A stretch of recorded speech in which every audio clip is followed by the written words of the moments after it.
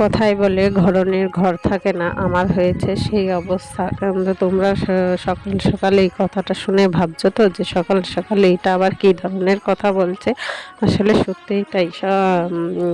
এই কথাটা হয়তো আমার ক্ষেত্রে কিছুটা ঠিক, কেননা ঘরনের ঘর থাকে না এই কথাটা আমি ছোটোবেলা থেকে প্রায় সবার মুখে শুনেছি। তা সেইটা এখন আমি বুঝতে পারছি যে ঘরনের ঘর থাকে না এই কথাটি কেন বলে লোকে। তা আমারও ধরো সব কিছু থাকা সত্ত্বেও এখন দেখো এক ঘরের বন্দি জীবনযাপন করে কাটাই আমি। তো সেই জন্যে বলছি সব কিছু থাকা সত্ত্বেও যে এক এক ঘরে বন্দি জীবনযাপন অবস্থায় দিন কাটে, তার আবার এর থেকে ভালো কি অবস্থা হতে পারে, তাই তো। আর এইদিকে সকাল সকাল দেখো ঘুম থেকে কিন্তু আমি উঠে সকালের যে বাসি কাজকর্মগুলো সেইগুলো করে তারপরে চা নিয়ে বসেছি, চা খাবো বলে। তা তোমরা সকাল সকাল ওই কথাটা শুনে হয়তো ওইটাই ভাবে যে এইরকম আবার কথা কিসের, সকাল সকাল উঠে আর অন্য কোনো কথা পেলো না, কিন্তু সেইটাই আমার মনে হলো। আর সকাল সকাল এই কথাটাই মনে হলো আমার। তা দেখো আমার কিন্তু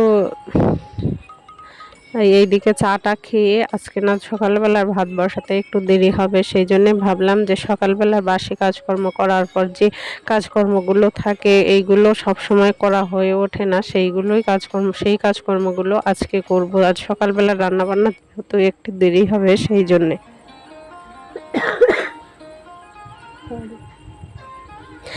সেই জন্যে আলনাটা আগে গুছিয়ে নেব। আলনা কিন্তু তোমাদের সঙ্গে গোছানোটা শেয়ার করা হয় না। আর দেখেছো আলনাটা এমন এমন একটা জায়গায় যে আলনাটা একদম এই ঘর থেকে বেরিয়েও আলনা, আবার এই রান্নাঘরের যে সেই দরজা দিয়ে বেরিয়ে মুখের কাছেই আলনাটা। আর আলনাটার নিচে হয়তো তোমরা অনেক কিছু দেখতে পাচ্ছ, আসলে ওই ব্যাগগুলো তো দেখতে পাচ্ছ, ব্যাগগুলোর মধ্যে পুরনো সমস্ত জামা কাপড়, ধরো যে সমস্ত জামা কাপড়গুলো লাগে না সেই সমস্ত জামা কাপড়গুলো ওই ব্যাগগুলোর মধ্যে রেখে দিয়েছি। রেখে দিয়ে আলনাটা গুছিয়ে দেখো চলে এসেছি। চা খাওয়ার যে বাসন সেইগুলো মাজবো, তা সেইখানে দেখলাম যে বাসন মেজে যে ঝুড়িগুলোর মধ্যে উপর করে রাখি সেইগুলো না ফাঁকা নেই। ওইগুলোতে যে সকালবেলা বাসি থালা বাসন মেজেছি সেইগুলোর মধ্যে সেইগুলো দিয়ে ভর্তি। সেই জন্যে সেই বাসন ঝুড়িগুলো খালি করে এই যে বড় ঝুড়িটা দেখছো ওইখানে বাসনগুলো রেখেই তারপরে কিন্তু চার বাসনগুলো মেজে নিচ্ছি। তা চলো চার বাসনগুলো মেজে নেই, ততক্ষণ তোমরা ভিডিওটা দেখতে থাকো।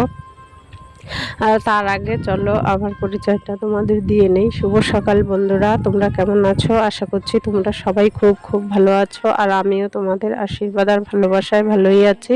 আর তোমরা যে যেখান থেকে আমার ভিডিওটা দেখছো তাদের অসংখ্য ধন্যবাদ আর ভালোবাসা জানাই। আর উত্তর 24 পরগনা জেলার ছোট্ট একটা গ্রাম থেকে আমি প্রীতি আবারও কিন্তু চলে আসলাম নতুন একটা সকালে নতুন একটা ভিডিও নিয়ে। আশা করছি আজকের ভিডিওটা তোমাদের খুব খুব ভালো লাগবে।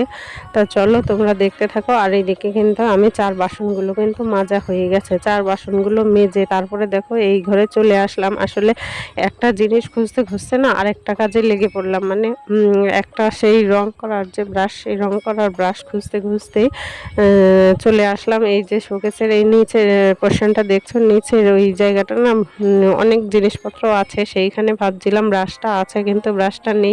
কিন্তু ব্রাশটা খুঁজতে গিয়ে দেখি এই নিচের জায়গাটা না প্রচণ্ড ঘেটে আছে, মানে সব জিনিসপত্র পুরো উলটপালট হয়ে আছে। তাই ওই জিনিসপত্রগুলো গুছিয়ে রেখে দিলাম, আবার দেখো উপরটাও গুছিয়ে নিচ্ছি। মানে ওইখানে ধরো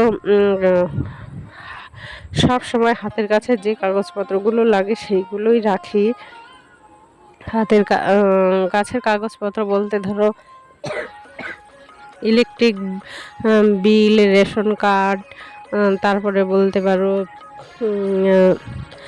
এইরকম টুকিটাকি কাজকর্মের যে কাগজপত্রগুলো সেইগুলো ওর উপরে থাকে। তা সেই জন্যে ওইটা এই ব্যাগটার মধ্যেই রাখি। ব্যাগটার মধ্যে রেখে সমস্ত জিনিসগুলো ওর থেকে বের করে ঝেড়ে মুছে নিলাম, তোমরা দেখতেই পেলে। মুছে এটা গুছিয়ে রাখবো। আসলে কি বলো তো, সব সময় বের করতে গেলে তো গোছগাছ করে বের করা হয় না, যখন যেটা প্রয়োজন হয়তো টেনে নেওয়া হয়, কিন্তু এইসব করতে করতে ওই জায়গাটাও একটু অগোছালো হয়ে গেছে, সেই জন্যে এই জায়গাটাও একটু গুছিয়ে নিলাম। তা আর এই ঘরের কাজকর্মগুলোই মূলত করব। আর এইদিকে দেখো ফ্রিজের উপরটা না প্রচণ্ড ঘেটে আছে, জিনিসপত্র ফ্রিজের উপরটাই উলটপালট আছে। সেই জন্য এই ফ্রিজের উপর থেকেও জিনিসপত্রগুলো নামিয়ে ঝেড়ে পরিষ্কার করে নেব। আসলে সব সময় তো এই কাজগুলো করা হয় না। আজকে একটু সময় পেয়েছি যখন, তাই আজকে এই কাজগুলো করে নিচ্ছি। এই কাজগুলো সবসময় করা হয় না।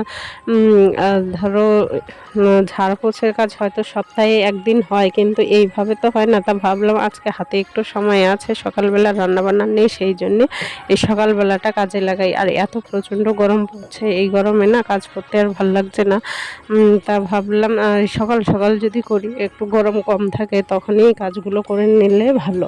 তা সেই জন্যে এদিকের এই কাজকর্মগুলো সকাল সকাল করে নেওয়ার চেষ্টা করছি। জানি না কতটা কি করতে পারবো, তবে যতটুকু পারবো অবশ্যই ভিডিওটা কন্টিনিউ করার চেষ্টা করব। তা তাকে দেখো ফ্রিজের উপরটা কিন্তু ঝেড়ে পরিষ্কার করা হয়ে গেছে। এখন যে জিনিসপত্রগুলো আমি রাখি ফ্রিজের উপরে, সেইগুলো কিন্তু আমি একটু ঝেড়ে মুছে পরিষ্কার করে রাখছি। আর এখন যেহেতু আমি ভিডিওটাতে ভয়েস ওভার দিচ্ছি, মানে এখন না সন্ধেবেলায়, আর এখন আমাদের বাড়ির চারপাশে তোমরা হয়তো এর আগের ভিডিওতে দেখেছো যে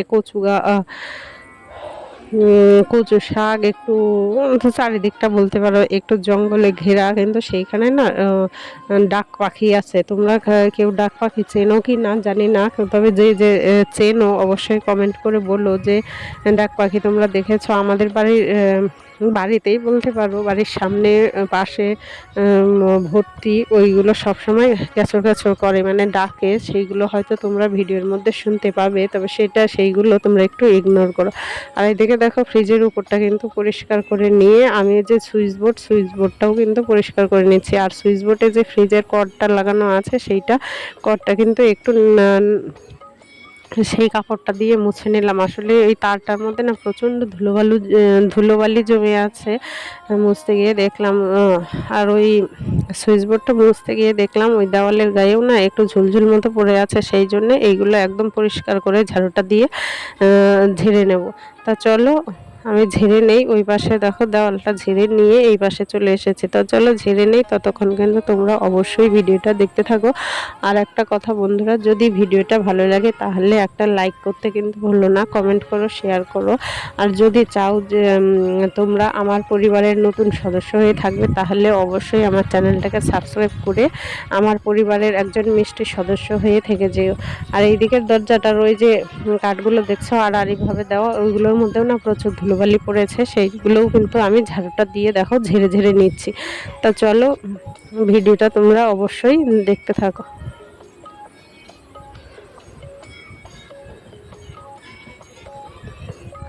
দেখো সমস্ত কিছু ঝেড়ে ঝুড়ে নেওয়ার পর কিন্তু আমি ঘরটা ভালো করে ঝাড় দিয়ে নিয়েছি। ঝাড় দিয়ে নিয়ে তারপরে কিন্তু আমি এখন এসেছি ঘরটা মুছতে। আসলে এখনই যদি ঘরটা না মুছি না, পরের জন্য আবার ফেলে রাখলে তখন আবার রান্নাবান্নার চাপ থাকবে, তখন আর কখন কি মোছা হবে সেই জন্য একেবারে ঘরটা মুছে নিয়ে তারপরেই রান্না করতে যাব। আর এইদিকে ঘরটা যেহেতু জিনিসপত্রগুলো ঝাড়াঝাড়ি করেছি, ঘরের মেঝেটা না একদম পুরো সাদা হয়ে আছে, দেখতে ভালো লাগছে না। সেই জন্যই ঘরটা আগে মুছে নিচ্ছি। মুছে নিয়ে তারপরে রান্নাঘরের যে সমস্ত কাজকর্মগুলো আছে সেই কাজকর্মগুলো করব। আর ঘরটা মোছার আগে কিন্তু আমি ভালো করে ঝাড় দিয়ে নিয়েছি, যেহেতু ঝাড়াঝাড়ি করেছি, ধুলো বালি সমস্ত কিছু পড়েছে।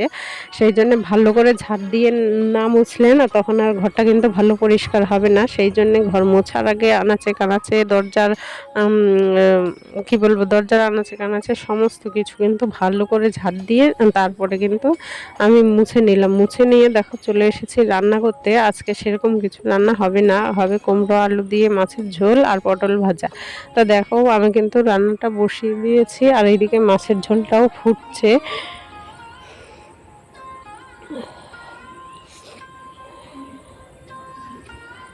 আর এই রান্না বান্না করে রেখে কিন্তু পরে আমি যাব স্নান করতে, স্নান করব, পুজো করব, তারপরে সে খাওয়া দাওয়া। আর এখন কিন্তু বেলা অনেকটাই হয়ে গেছে।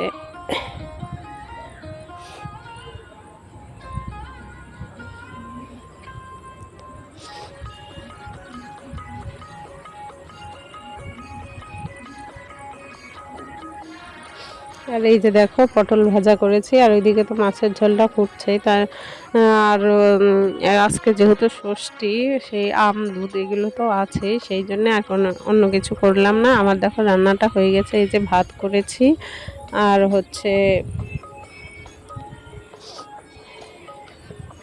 এই যে হচ্ছে কুমড়ো আলু মাছের ঝোল। হ্যাঁ,